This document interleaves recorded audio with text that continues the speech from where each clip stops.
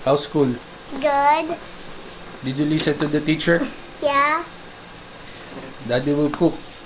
What? Fish. No. Pork Stake Tagalog. What's that?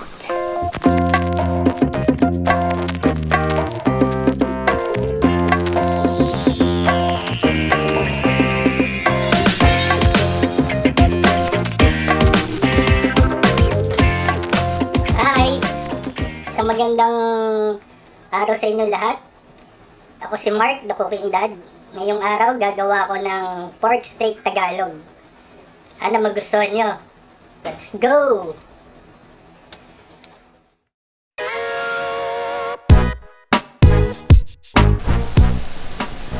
Ang pangunahin nating ingredients sa paggawa ng Pork Stake Tagalog ay itong pork. Gamitin natin yung pork chop. Hugasan ko na yan. Lalagyan na lang natin ng sangkap. Gagawa tayo ng marinate para dito.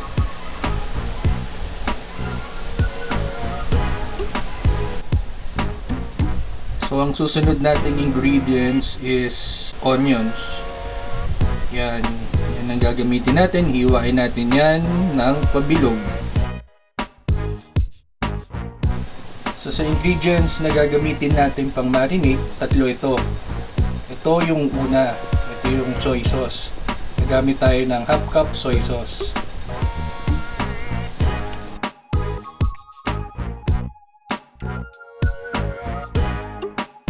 Susunod naman na gagamitin natin ay yung calamansi, or sa Bisaya is lemoncito.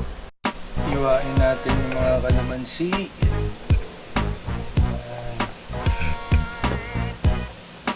Sabay-sabay natin pipigain. So ito na yung half cup natin na calamansi.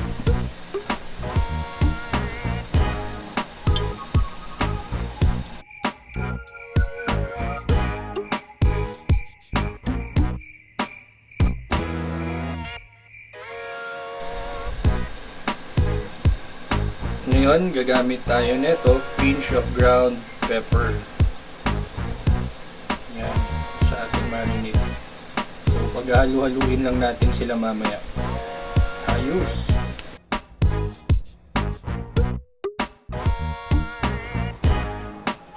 So, ngayon, ilalagay na natin yung tatlong sangkap na pang-pamarinate natin sa ating pork steak Tagalog.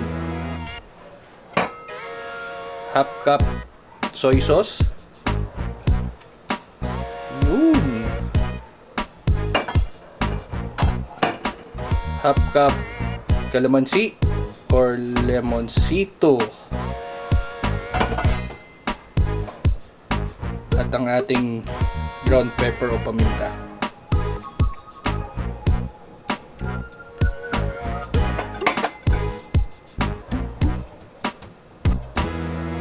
Ayan. Tapos tatakpan lang natin to at imamarinate natin siya sa fridge na mga 1 to 2 hours.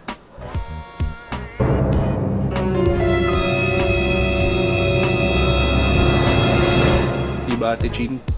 Tama ba yung procedure natin sa pagluto? Opo po yan. Very good.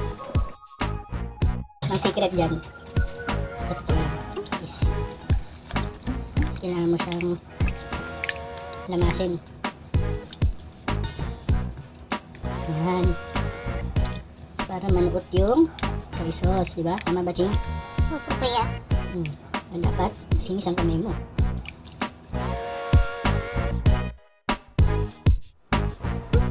So, since nalagay na natin lahat ng sangkap na pang-marinate natin, tatakpan natin to. Yan. At ilalagay natin sa fridge ng mga 2 to 3 hours. Ayos!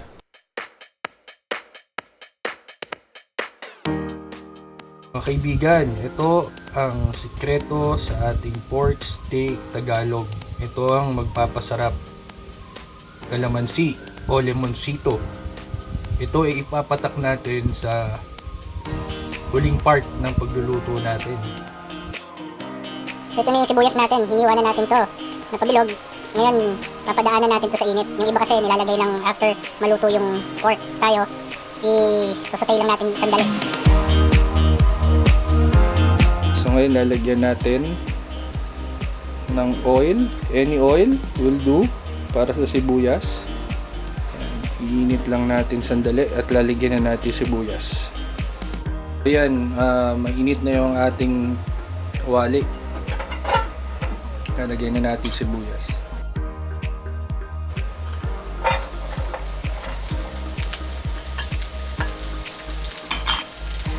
Papadaanan lang natin to, siguro mga 2 minutes.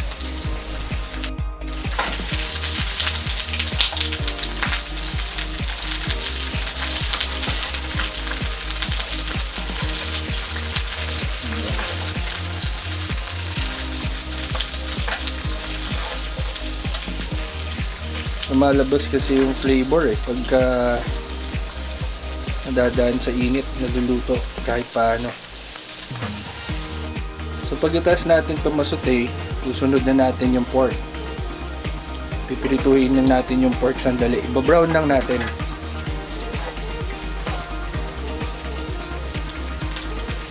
Ayos.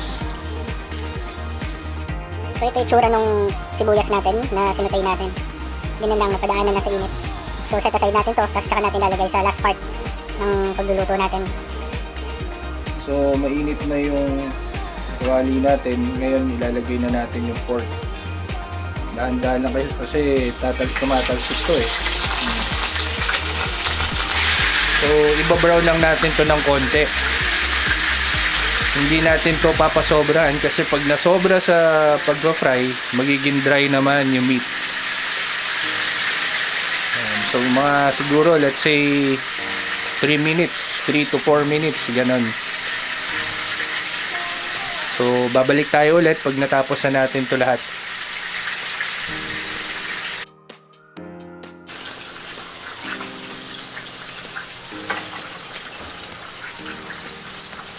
So lumipas ang 2 minutes, babalik na rin natin.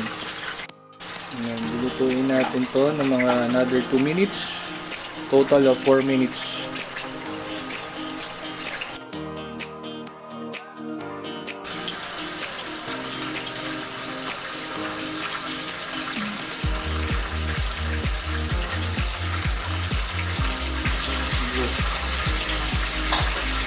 So ngayon, ito na yung pinirito natin. Usa silang 5. After this, tatandaan nyo yung ginawa nating marinate netong pork natin. Yan ang ibubuhos natin ngayon.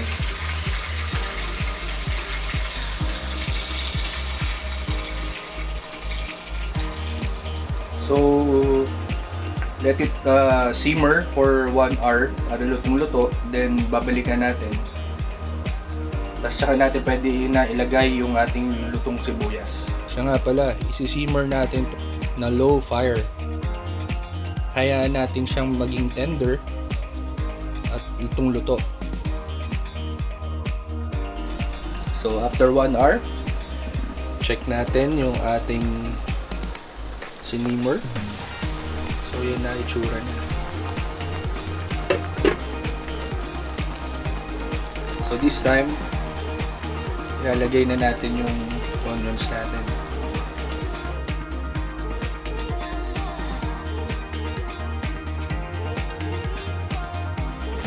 Perfect. Tapos, takpan lang natin siya ng another 3 minutes. So after 3 to 5 minutes, ito na siya. Luto na. Pero tatandaan nyo yung sinabi ko na sikretong pampasarap, yung kalamansi na 3 piraso or limonsito. Ngayon ilalagay na natin to, tapos sabay off. Then off na natin yung apoy. So that's it. Yan na yung ating Pork Stake Tagalog. Enjoy!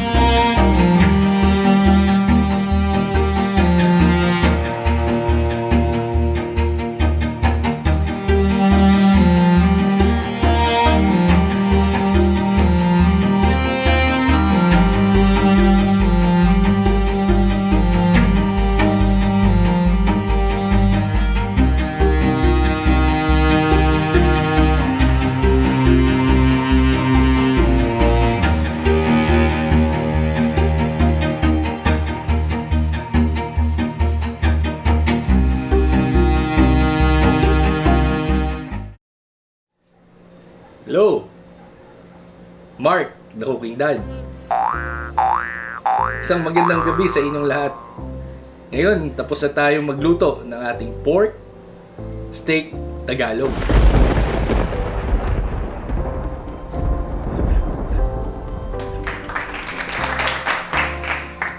So, yung Pork Stake Tagalog natin, bagay na bagay to sa ulam ng ating anak bukas, lalo na sa tanghalian. Kaya sana sundan nyo ako. Like, share, and subscribe. Magandang gabi sa inyo lahat. Diba?